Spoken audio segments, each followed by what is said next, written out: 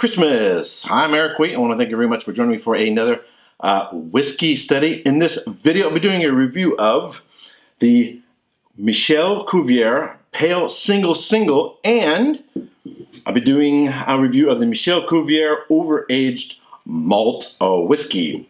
Saturday night, December 23rd, 2017. I was on Malted in Montreal's YouTube channel. We did a live broadcast and discussed these in a very sort of casual fashion. If you want to check out that video, I'll put a link down below. The host is Swami Suave, and I want to thank very much Suave for having me on. Really appreciate it. Had a really good time.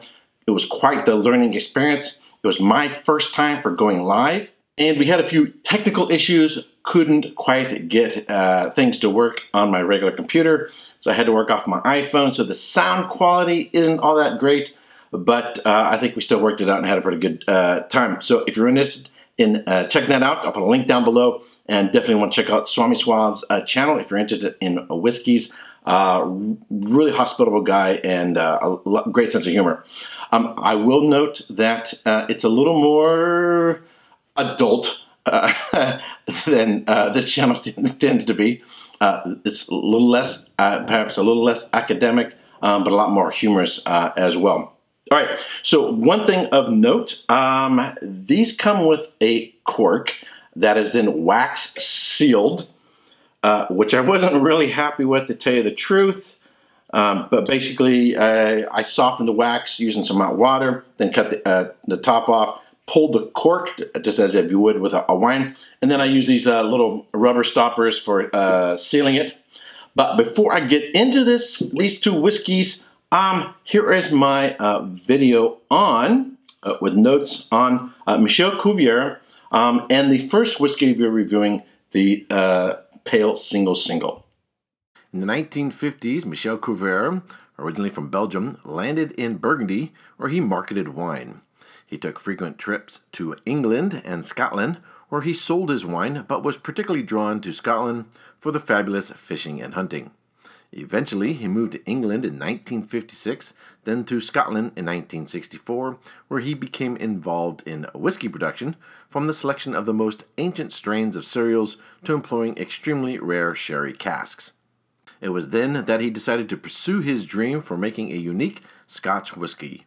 Unfortunately, times were changing in the whiskey production, and the old methods were being replaced by newer, cheaper ones. The old sherry casks traditionally used were replaced by steel or plastic. Michel decided to return to France in the 1970s, where he dug out his own cellar in the hillsides of the Bois-les-Bains.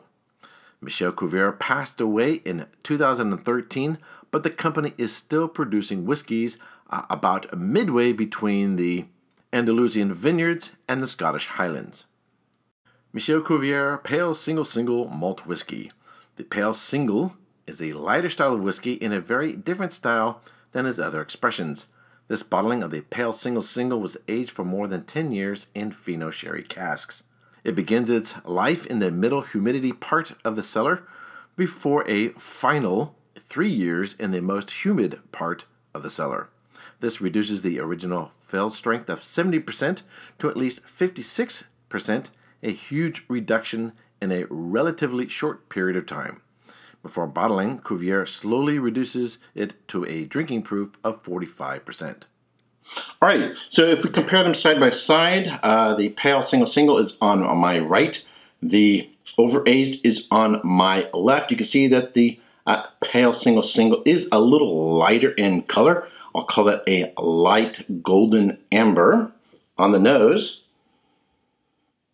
Medium. I'm actually getting a more pronounced nose now than it did when we went through it on the live broadcast.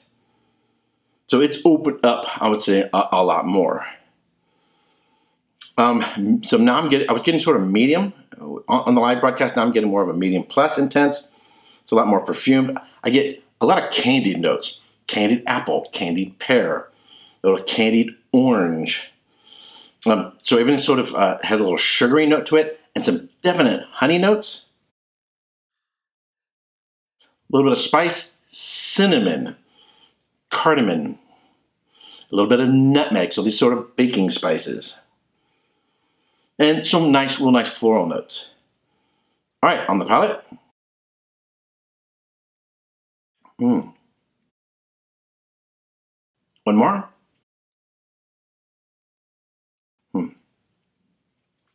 It's a light whiskey, so delicate. It's a lot of finesse, sort of elegant. On the palate, the nose is confirmed.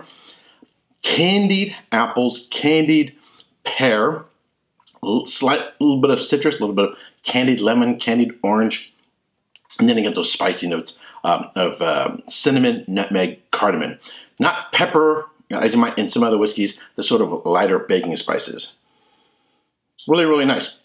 All right, before I get into this next whiskey, here are my notes on the Michel Couvreur Overaged Malted Whisky. Michel Couvreur 12-year overaged malt whiskey. The 12-year overaged malt whiskey is a blend of up to 50 different single malts ranging in age from 17 to 27 years. It is aged in ex-sherry butts and is bottled at 45% alcohol by volume. Alrighty, so as mentioned before, it's a little darker than the previous whiskey on the nose. So I would call that sort of a light amber or golden amber on the nose. Medium intense aromas of, get orange, some chocolate covered oranges, so those candied chocolate covered oranges.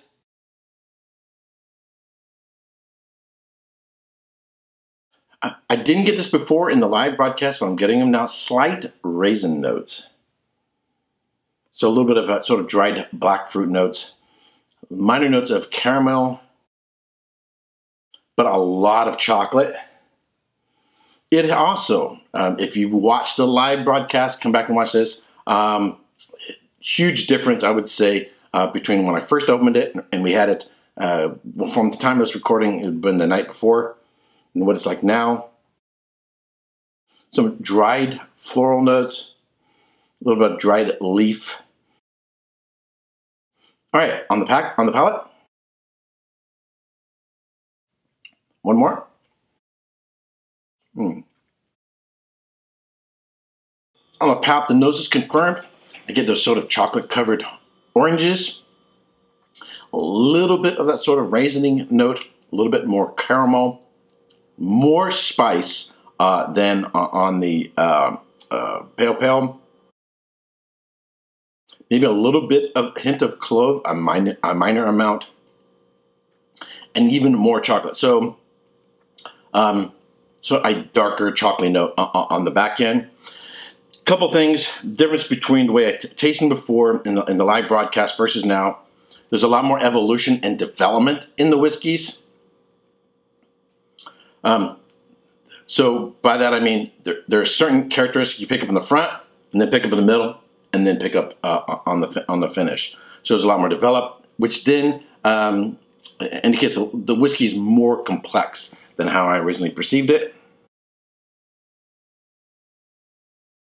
I would say the first one is a little more elegant, a little bit lighter.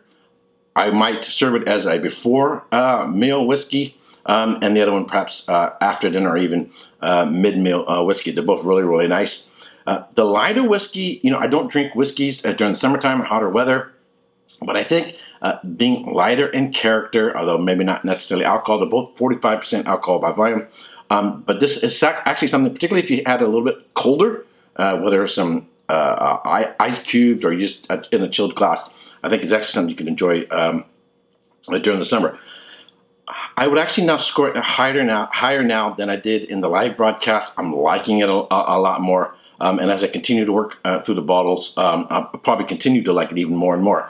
I will probably be taking these with me to my brother's house to celebrate Christmas, dinner with or lunch with, and see how they like it as well. All right, that's it for this review. If you subscribe to this channel, I want to thank you very much. If you haven't yet subscribed, like watching my videos, give it a thumbs up, share it with your friends on Facebook, Twitter, and other social networking channels. Again, shout out to Swami Suave and everybody who tuned in for the broadcast and commented I really, really appreciate it. I want to thank you very much for those who are loyal followers, watchers, subscribers. And I want to wish you a very Merry Christmas, Happy Hanukkah, Happy New Year's, and Happy Festivus for the rest of us. All right, until next time, cheers. In the bleak midwinter, icy wind may blow.